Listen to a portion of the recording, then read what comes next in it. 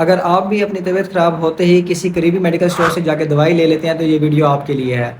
Recently एक case मेरे सामने आया जो कि रियलिटी बेस्ड है, वो मैं आप लोगों के साथ शेयर करता हूँ कि एक 55 इयर्स के अंकल थे। उनको चेस्ट पेन फील होती है थोड़ी सी एपिगैस्ट्रिक एरिया में, मतलब इस एरिया में, ठीक है। तो वो अपने करीबी मेडिकल स्टोर पे जाते हैं, जैसा कि हम में से कोई भी करता है, वो वहाँ जाते हैं और उनको जाके कहते हैं कि मुझे यहाँ पे हल्की हल्की पेन हो रही है।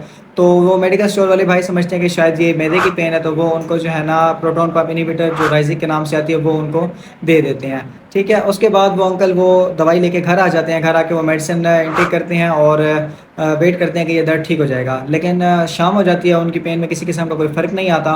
तो वो दोबारा उस मेडिकल स्टोर वाले के पास जाते हैं और उनको कहते हैं कि आपने जो दवाई दी थी वो अभी तक मेरा पेन सेटल नहीं हुआ। तो वो उनको चेंज करके म्यूकेन सिरप दे देते हैं, जो कि अगेन एक मैदे की दवाई है।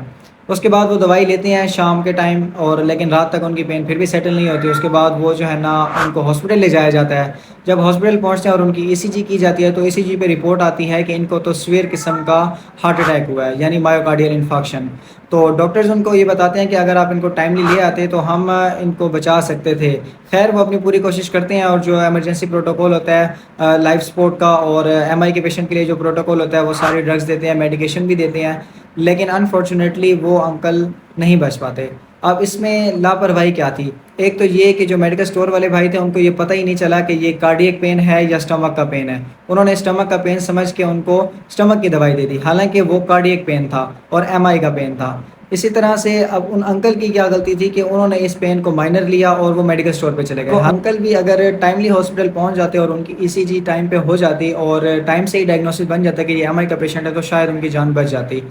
लेकिन इसमें हमारे लिए सबक की बात क्या है कि अगर आपको कोई भी माइनर सी पेन हो रही है, स्पेसिफिकली चेस्ट एरिया में हो रही है, तो उसको आप माइनर ना लें, ठीक है। उसके लिए आप करीबी हॉस्पिटल से जाके ईसीजी करवा लें। ईसीजी जो गवर्नमेंट सेटअप है उनमें तो बिल्कुल फ्री है। और दूसरी बात ये, अगर अगर हम प्राइवेट से भी करवाते हैं तो हार्डली 200 या 300, मैक्सिमम 500 चार्ज कर लेते हैं एक ईसीजी का।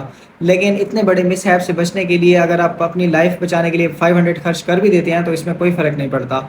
मज़ीद ऐसी इन्फॉर्मेटिव वीडियो के लिए फॉलो करना ना भूलें। मिलते हैं इंशाल्लाह नेक्स्ट वीडियो में एक न्यू केस के साथ। तब तक के लिए अपना ख्याल रखें। अल्लाह हाफिज़।